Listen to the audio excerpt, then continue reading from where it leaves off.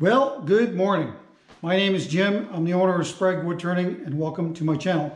So this week, what I'm going to do is combine two inlays from previous videos that are actually two of the more popular videos on my channel, and that is pewter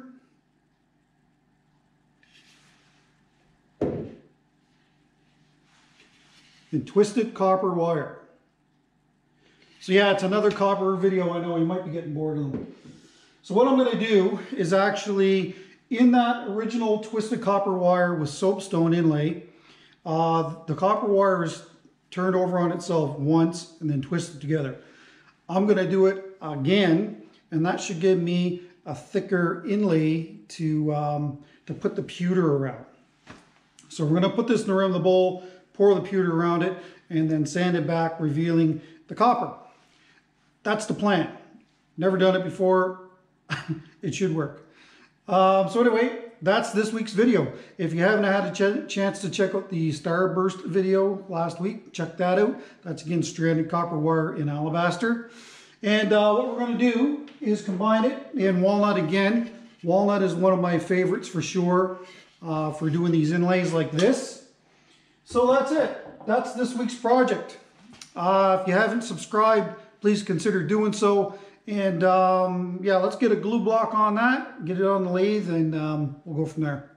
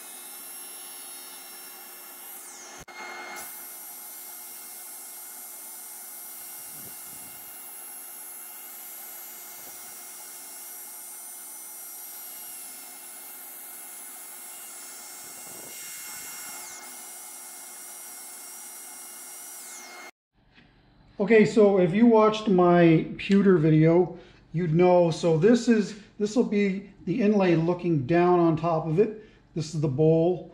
Now, if you watched my pewter video, you'll know that I like to cut this like a keyway so that the pewter can't lift out of the inlay. And the reason for that is, of course, pewter doesn't have the adhesion qualities that glue does. So it's metal. So even if this is really rough in here, there's a chance that it may break free and pop out if these were straight. This is exaggerated, obviously. When it came, so when I did the copper wire one, well, I wanted the copper wire to fit tightly in the groove in the inlay. That way it would move when I put the inlay material around it, and it sat nice and flat in the bottom. So, can't really get away with that. There was lots of suggestions for my pewter video. Some were saying to drill holes on angles in the inlay like this, and that certainly will lock that in there. In this case, and I may do that from now on, but in this case, I don't want to create any air pockets below the wire. So we're just going to set that wire in there. It may rest on the outside of the groove, And when this is cut back, so we'll end up sanding this back to like that, exposing this wire. It may not center perfectly in the inlay, but I think that's what we're going to have to do. Okay, so I just got done stripping the insulation off of this house wire, and what I'm going to use is the ground wire out of it. And this is 14 gauge. So put these two ends in the vise.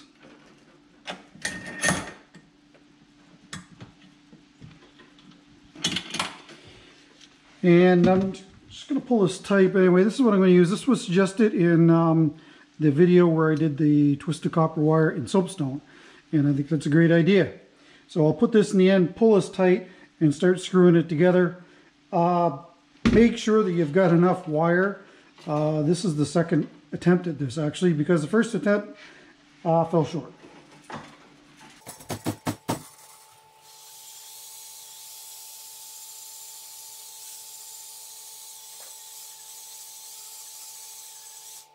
Okay, so that's nice and uniform.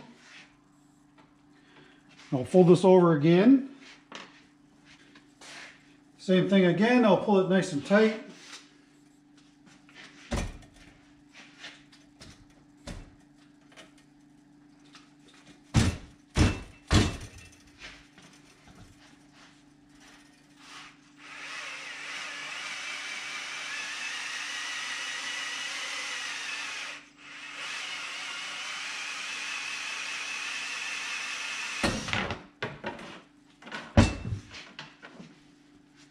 There, I'm keeping lots of tension on it. That actually looks kind of uniform, so you know what? I think we might just call her done. So yeah, just make sure that you have enough wire to do this double folding, or else you're going to have to do it twice or possibly 3 times or 4, you know.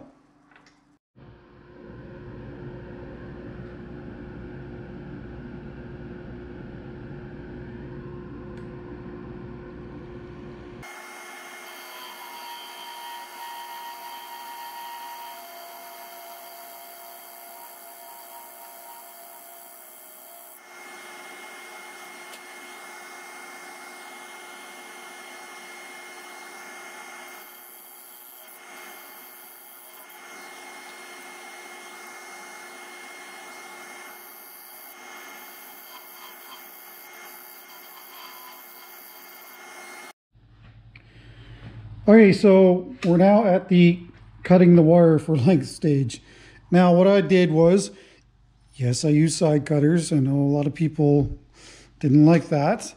So what I've done is I've cut this off clean, and then I took it over to my disc sander and ground it so that it's actually straight again. It's not pinched off. So what I'm going to do is put this in the groove, mark it off long, cut it off with the side cutters, and then I'll use my disc sander to bring the two ends together. Okay, so there it is in the groove, and I've just kind of pushed it out on the outside. Make sure that it's kind of pushed together in there. Not so much that it pushes it out though. Anyway, I'm just going to mark this off.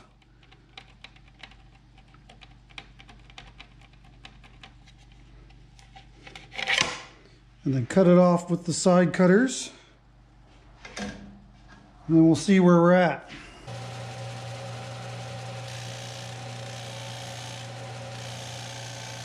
There. Let's go see if that fits. Okay, so I gotta be honest with you, this is take 2. And the reason why it's take 2 is because the camera, for whatever reason, shut off on take 1. Yeah. Anyway, it gave me the opportunity. So what I did was I put this back on the lathe, parted this ring off, and it's actually a good idea to actually even look at this and see what we're dealing with. Another reason that I'm kind of glad I'm doing it again is because I don't think that I brought the pewter up to the proper temperature. And that's why I think a lot of this happened. So there are areas So that's probably where I started my pour. Possibly this was lifted off of the surface a little bit and it went underneath of it. Either way, it's not good. So I'm going to heat up the pewter longer than I did last time, and hopefully the camera works this time. And there you can kind of see, I sand it through to see kind of what this looks like, expose it. So I don't know. I don't know if this is going to work or not. And by the way, I should be able to melt this pewter off of this copper wire ring and reuse it. So I'm just going to initially heat it up like this. I was told that this is faster, and that's pewter left over from the first pour that you see in there.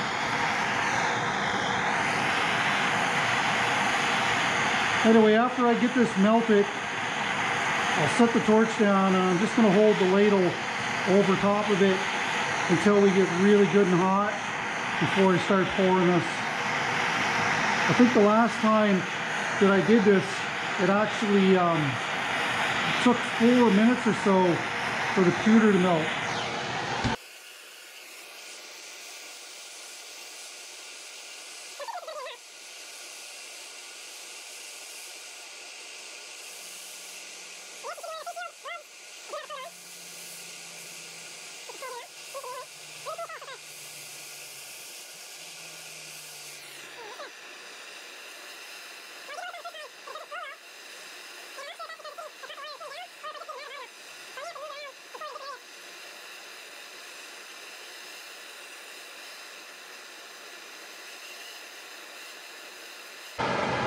Okay, I think we're ready. Carefully set that aside.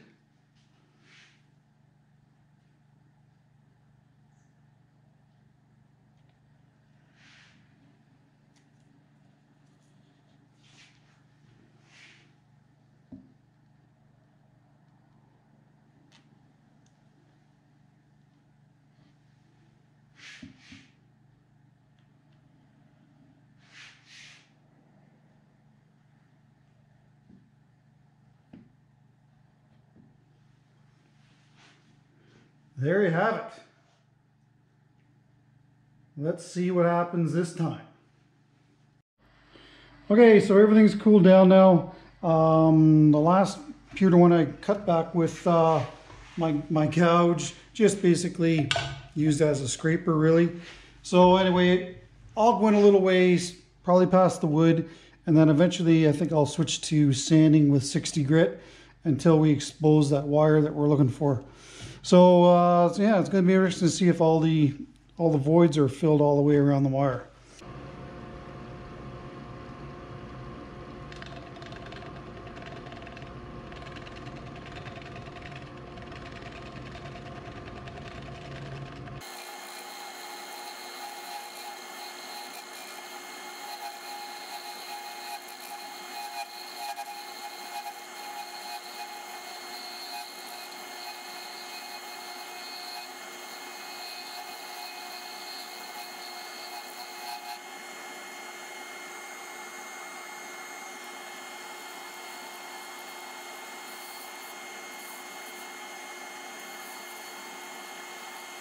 Okay, I can sort of starting to feel the copper coming through here. So I guess we got to switch to sanding. Yeah, there's some voids here. I'm not really sure what we're going to do there. Maybe a soldering iron. I've never tried that, but hey, why not? Possibly I might be able to melt some pewter above it and have it fill in any of the gaps. Anyway, let's sand it back to expose the wire, and then we'll see what we're dealing with after that.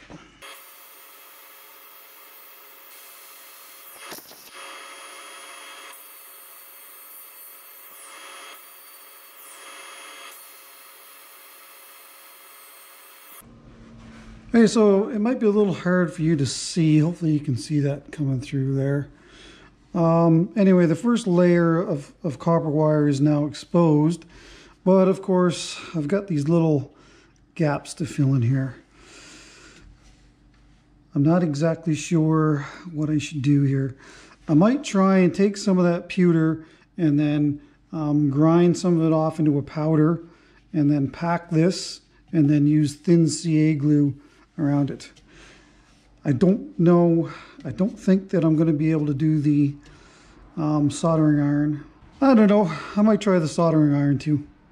Hold it in one spot, hopefully it'll all melt and you can add to it. Okay, so as you can see, I've got a big soldering iron here. And as you can see, I've already tried to do this here. And it's working and it's not working. So wherever the voids are, the pewter doesn't want to flow into it. And I've also I had some leftover pieces and I cut them into these small little strips. And I'm hoping that I can actually fill in some of these voids with this.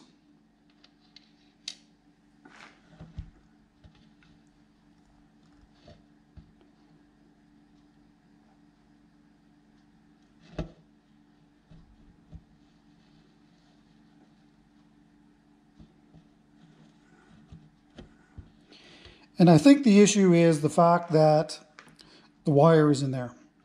And so it's cooling the pewter down before it can actually flow around the wire. I kind of thought this might be an issue. So what's the alternative? Take the wire, put it in an oven, and then stick it in the bowl.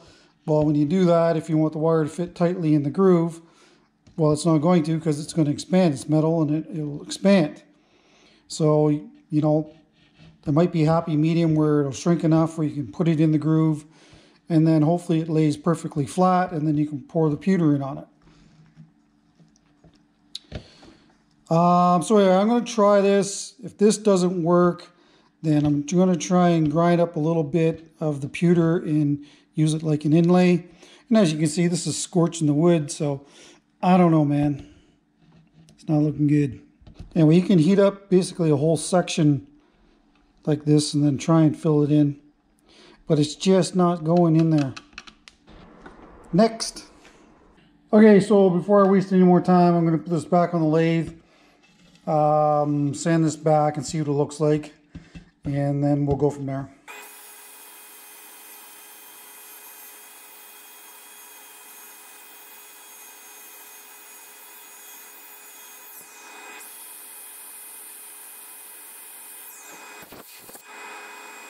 Okay, so it's your weekly Fridge Kiln update.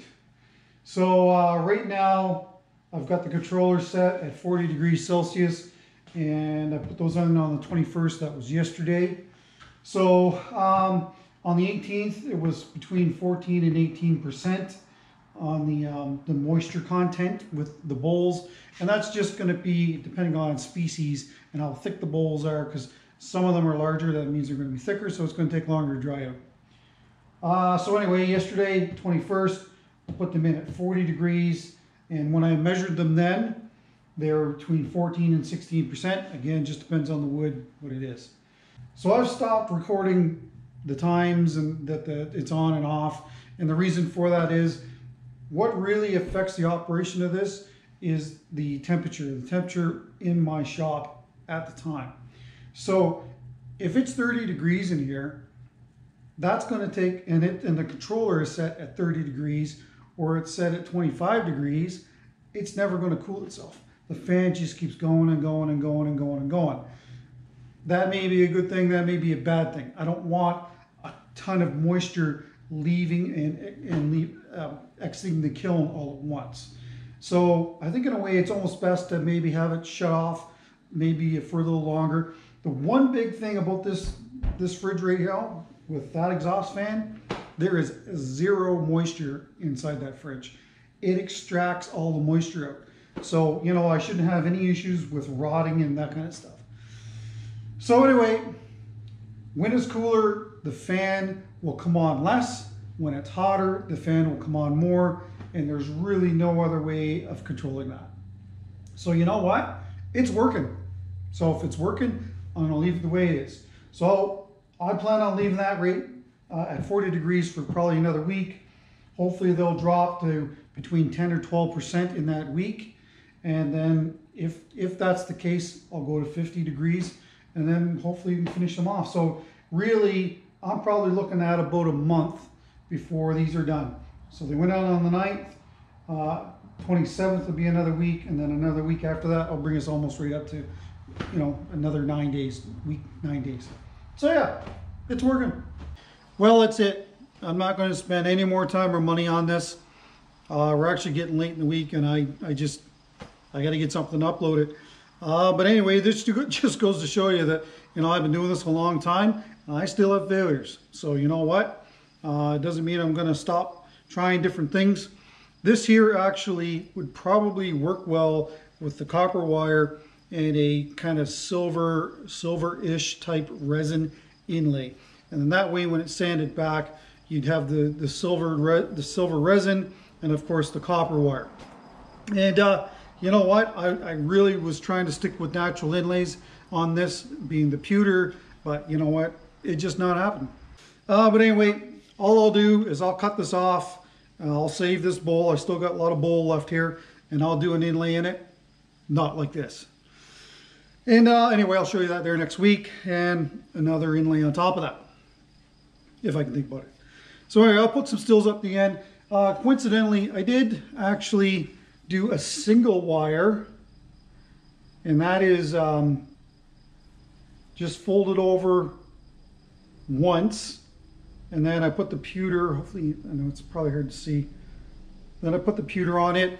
Now what I did was I put that wire right dead center, and as you can tell, it's not a very long run, so you can get it good and hot and it float on top of that.